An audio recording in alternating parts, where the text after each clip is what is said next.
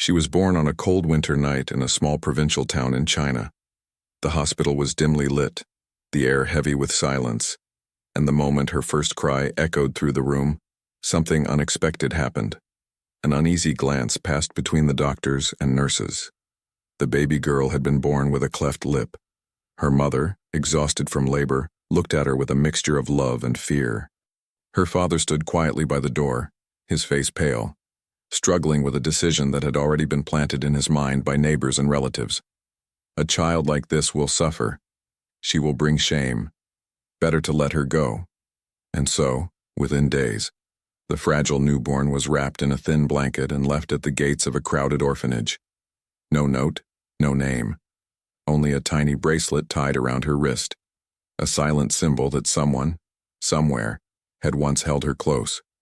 Life inside the orphanage was far from easy. Rows of metal cribs lined the dormitory, each filled with children waiting for a future that might never come.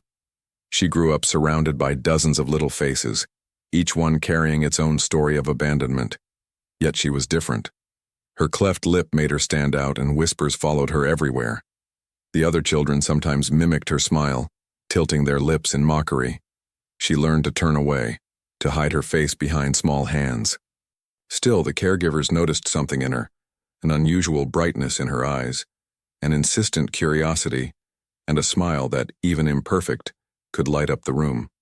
One of the caretakers, an elderly woman named Mei, often whispered to her at night, "You are special, little one.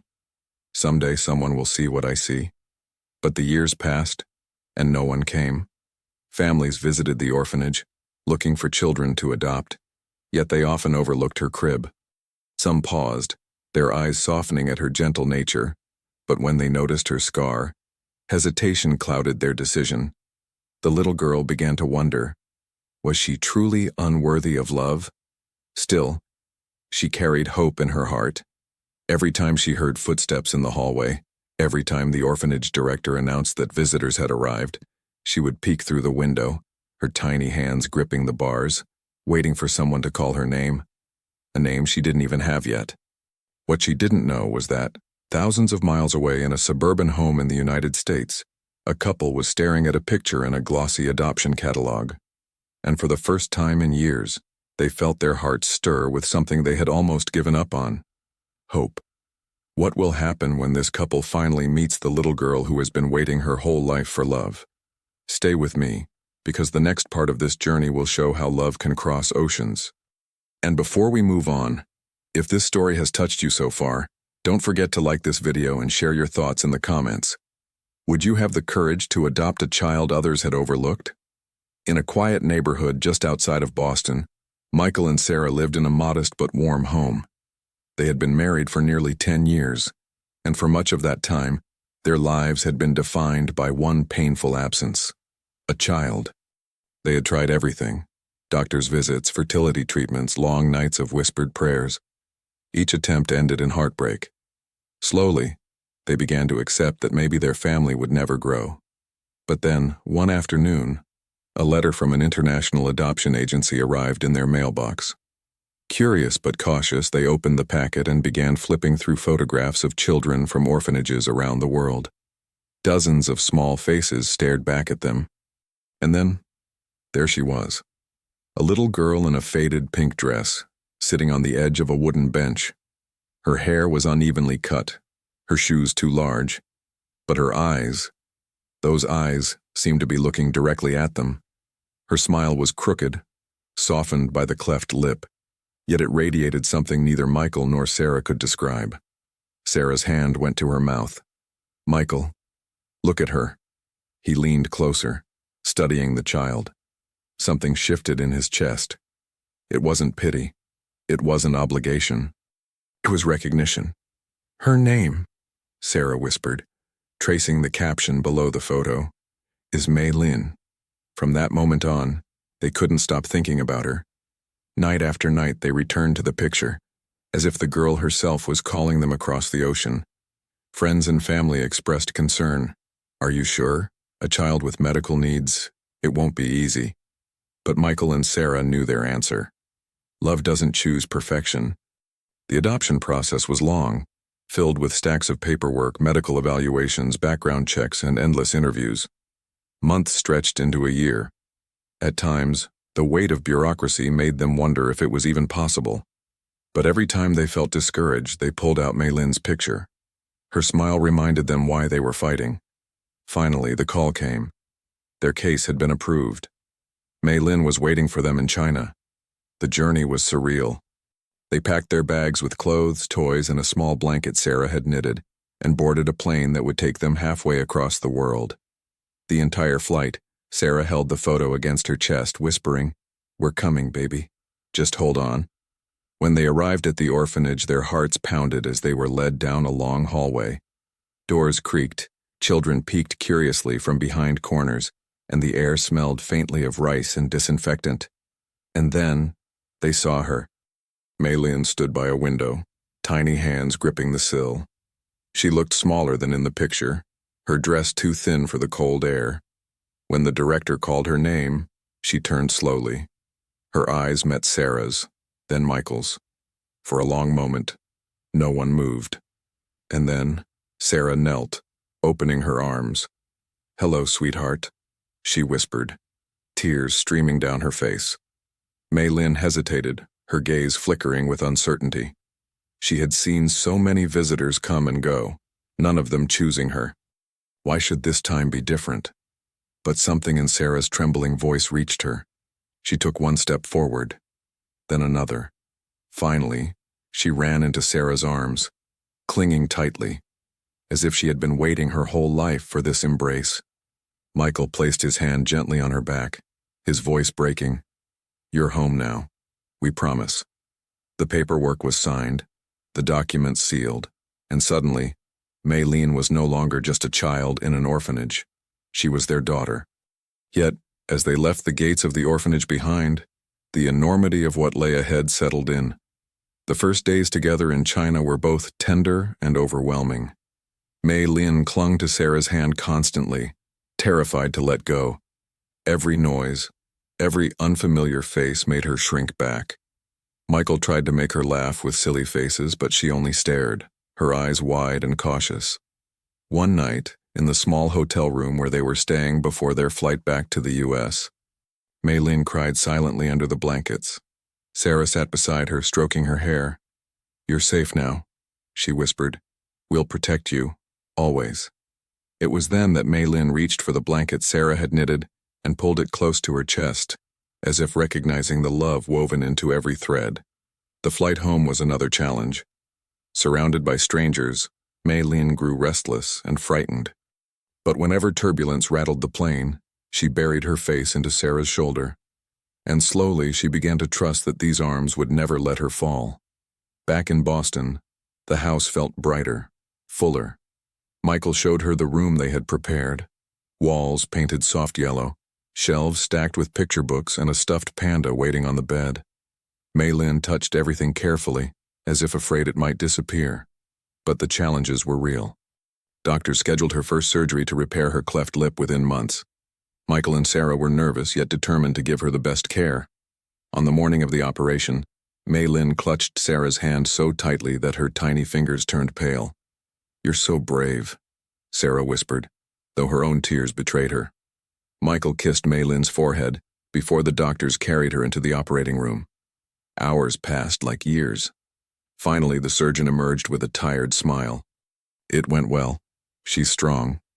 When Mei Lin woke, her lip was stitched, her face swollen, but her eyes searched immediately for her parents.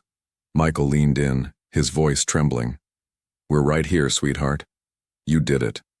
The recovery was painful, but with every passing day, Mei Lin grew stronger. She began to eat more easily, to laugh without covering her mouth, to smile without hesitation. At school, however, things were harder. Her accent set her apart, and her scars made her the target of whispers. Some children avoided her, others teased. For a while, Mei Lin returned home quiet, shoulders heavy. One afternoon, Sarah found her in her room, sketching on scraps of paper. The drawings were astonishing, flowers blooming, birds flying, faces filled with joy. Art became Mei Lin's escape, her way of speaking when words failed. Michael and Sarah praised her talent, hanging her drawings on the fridge, filling the house with her colors. And little by little, she began to blossom. Her teachers noticed her creativity. Friends slowly gathered around her desk, curious about her sketches. Mei Lin discovered something powerful.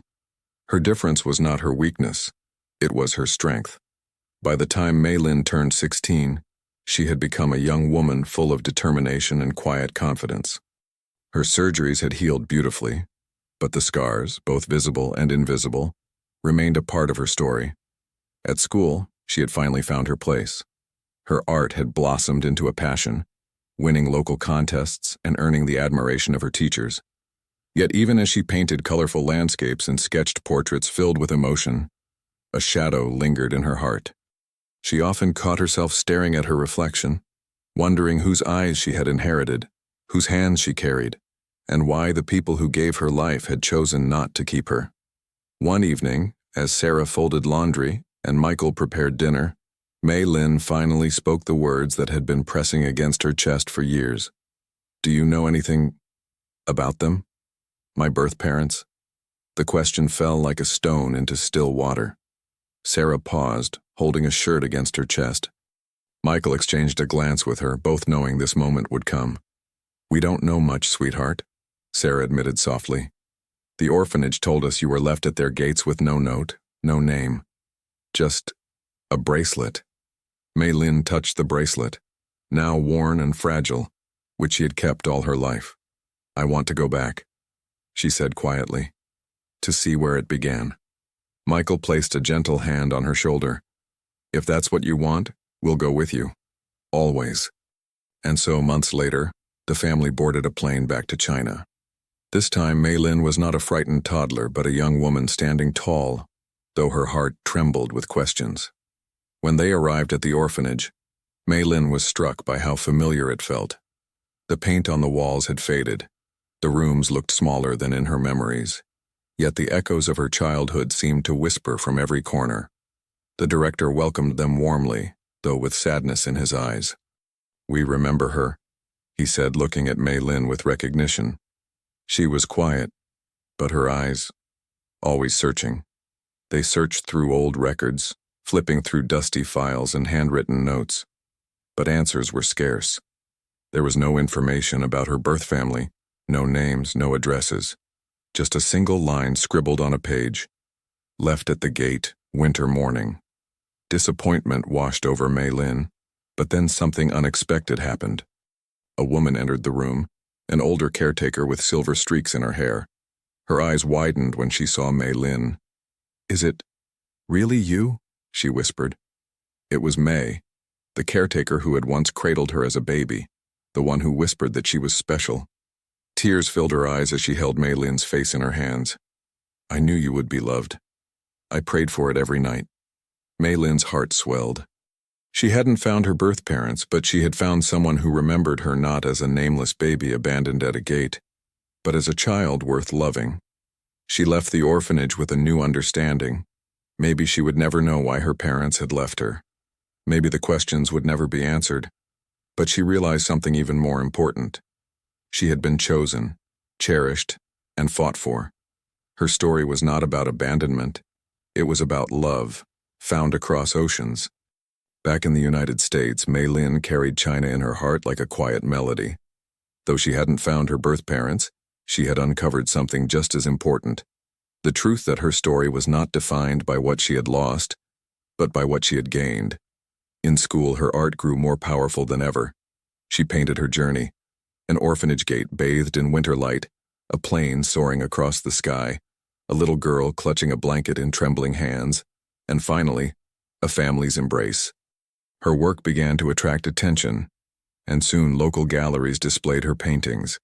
Visitors stood silently before her canvases, some with tears in their eyes, moved by the way she transformed pain into beauty. One day, after one of her exhibitions, a mother approached her with a little boy by her side. The child had a cleft lip, just as Mei Lin once had. He hid shyly behind his mother's arm, avoiding the stares of strangers. The woman's voice trembled. "Your story. It gives me hope. My son is about to have his first surgery. I was so afraid. But now, seeing you, I know he will be okay." Mei Lin knelt in front of the boy, smiling gently. "You are stronger than you know. And one day, this scar will remind you of how brave you've always been." The boy's eyes brightened and his mother began to cry. That night, Mei Lin realized something profound. Her story was no longer just her own. It was a light for others walking the same difficult path. At home, Michael and Sarah watched their daughter blossom into everything they had dreamed she could be. They still kept the old photo, the one that had first stolen their hearts, framed on the living room wall. Sometimes Sarah would look at it and whisper, "That smile saved us too." Because the truth was, adoption hadn't only changed Mei Lin's life, it had also transformed theirs. Love had not just crossed oceans, it had rebuilt 3 souls who had once felt broken. Years later, at her high school graduation, Mei Lin stood before her classmates, chosen to give the final speech. She wore a simple white dress, her hair tied back, her smile radiant. She looked out at the crowd, at her parents, beaming with pride, at her teachers, her friends, and even strangers who had come to celebrate. And she spoke with steady, heartfelt words. "My life began with abandonment, but I am proof that what begins in pain can end in love. Family is not about blood. It's about who chooses to stay, who chooses to fight for you, who chooses to love you no matter what." The audience erupted in applause, many wiping away tears. And in that moment, Mei Lin's story came full circle. She had been the child no one wanted, and now she was the young woman inspiring countless others to believe that love is stronger than scars. This story reminds us that what seems like a flaw can become the very thing that saves us. Love knows no borders, no conditions, it simply chooses. And now I want to ask you, do you believe family is built more by blood or by love? Share your thoughts in the comments below. Don't forget to like this video and subscribe for more powerful adoption stories that show how love changes everything.